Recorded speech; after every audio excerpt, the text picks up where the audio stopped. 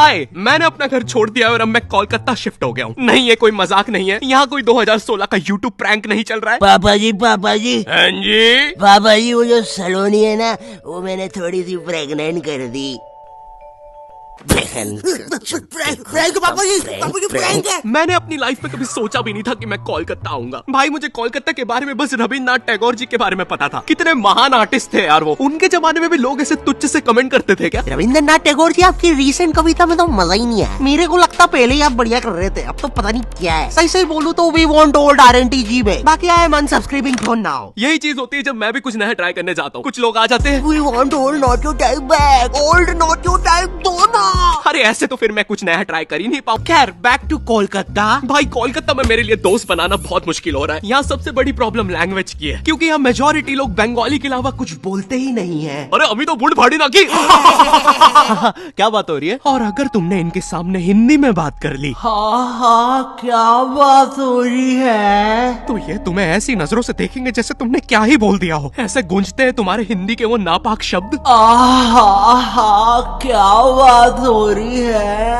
अरे ऐसे तो मैंने बोला भी नहीं था। और पहले ये लोग नॉर्मल सर्कल में बात कर रहे थे। जैसे मैंने मुंह खोला तो फुटबॉल टीम जैसा डिस्कशन होने लग गया। अरे इतना बाहर का कौन फील करवाता है यार।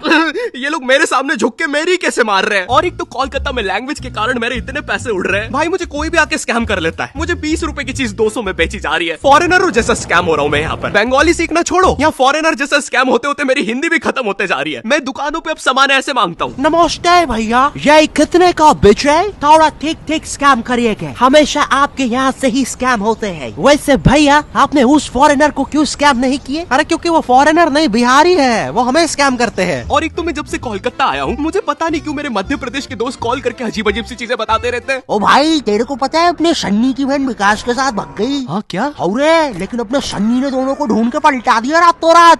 जेल में अभी सन्नी। ले बात कर। एक सेकंड, जेल? ए कोलकाता ए मजे, नहीं तो हमको देखो ये जेल में मिक्सचर नमकीन खा रहे रोटी के साथ। ले रहे ये मिक्सचर भी एक्सपायरी करनी है, इतनी खाना इज्जत ही नहीं भाई की। और तू देखना रे बाबा, कोलकाता में बालों से जादू हो जाते हैं, नहीं तो अपने चाचा जी लंगड़े हो गए थे। लेकिन अपने चाचा जी की तो बाल ही नहीं थे। अरे तो झाट उखाड़ लियो कि मेरे को क्या पता रे, भूख लग रही इधर की जगह। ला रे वो घड़ी एक्सपायरी मिक्सचर खा पी के खत्म करूँ। और भाई, कोलकाता का मौसम, यहाँ इतनी सी बारिश होती नहीं है, पूरा कोलकाता डूब जाता है। और फिर उस डूबे हुए कोलकाता में करंट भी फैल जाता है। न्यूज में आ रहा है पानी में करंट फैल जाने के कारण हुई 25 मौतें। मुझे लगा 25 लोग मर गए। फिर मैंने नाव से जाके देखा तो पता चला मरा एक ही बंदा था। वो बस बार बार पानी में झटका खा के जिंदा हो जा रहा था। तो टेक्निकली वो एक ही बंदे की 25 मौतें हुई है। और भाई, कोलकाता में एक तो इतनी पतली पतली गलियां है। यहाँ मैं लड़ाई जीतने के बाद भी पतली गली से निकल के आता हूँ। एक तो जो मुझसे हारा है वो साला मेन रोड पे रहता है, तो अब वो वहाँ चौड़ा हो रहा है।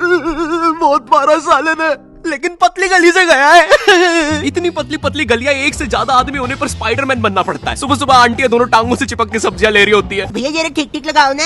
अरे भाभी पहले नीचे तो उतरो।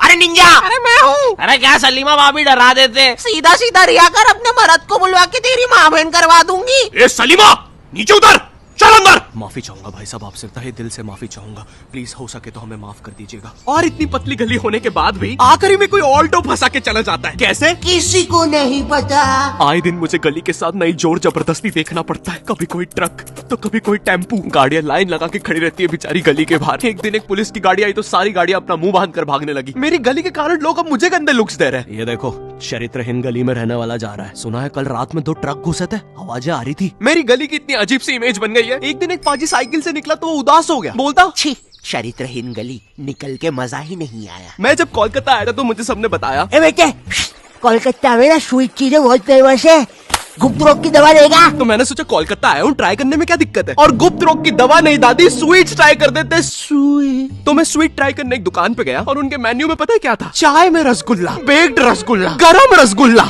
मैं रसगुल्ला खाने आया हूँ, मुझे बेक रसगुल्ला मिल रहा है। अरे ये रसगुल्ला थोड़ी ना है, ये तो बस गुल्ला है। और यहाँ पर पानी पूरी का भी बुरा हाल है। बाय द वे, यहाँ पे पानी पूरी को लोग फुचका कहते हैं। ये रहा दादा, हमारा थम्स अप पुचका खाओगे? Thums Up puchka? ये सुन के मुझे इतना गुस्सा आया, मैंने अपना थम्स डाउन करके भैया के पुचके में घुसा दिया। अरे दादा, टिप बाद में दे देते। जी, कोलकाता आने से पहले मैं काफी ज्यादा एक्साइटेड था कि यहाँ तो मस्त घूमूंगा, टूरिस्ट वाले एक्सपीरियंस लूंगा। लेकिन यहाँ जो मेरे साथ किस्से हो रहे हैं वो मैंने लाइफ में कभी इमेजिन ही नहीं किए थे। एक बार मैं लोकल ट्रेन से जा रहा था, मुझे बस नेक्स्ट स्टेशन ही उतरना था, तो मैं ट्रेन में चढ़ गया। अच्छा सॉरी, चढ़ा दिया गया। क्योंकि भाई यहाँ की लोकल ट्रेन की भीड़ में जितना एक्सप्लेन करूँ उतना कम है। एक बार एक बंदा भीड़ से बचने के लिए ट्रेन के नीचे कूद गया। हाँ, उसे वहाँ कम चोटें आई। इतनी भसड़ होती है, तुम्हें चूज करना पड़ता है कि आज किस अंकल के अंडर आर्म सूंघते हुए जाना है। मुझे ढूंढना पड़ता है कि आज किस अंकल ने सबसे कम मेहनत करी, और जिस दिन कोई बेरोजगार मिल जाए।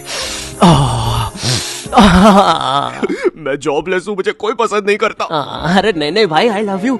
जरा उस मेहनती बुढ़े को देखो, साला दिन रात मेहनत करके अपनी फैमिली को पाल रहा है। हट बुड्ढे, नीच। और इतने भसड़ और पसीने के बीच में भी ट्रेन में एक केटीएम कपल होता है जिसे रोमांस सूझ रहा है। वो बंदा ऐसे खड़ा हुआ है गेट के पास अपनी बंदी को लेके कि कोई पास ना आ जाए। बगल वाले अंकलों को बस उतना पार्ट छोड़ के सब चिपका हुआ है बंदी से। इसे लगता है ये ऐसे करके 80 लोगों की भीड़ रोक लेगा। किस कर ले, कर लो, पक्का कर ले, कर लो, बहुत जम से कर देंगे। अबे देख क्या रहा है? सॉरी भाई, भीड़ में सेटिंग ही ऐसी हो रखी है, रुको। एक तो स्टेशन पे तुम्हें इतने भिन्न भिन्न प्रकार के लोग मिलते हैं। कुछ अंकल इतने स्किलफुल होते हैं, वो ट्रेन रुकने से पहले ही चढ़ जाते हैं, सटाक से गायब हो जाएंगे तुम्हारे साइड से।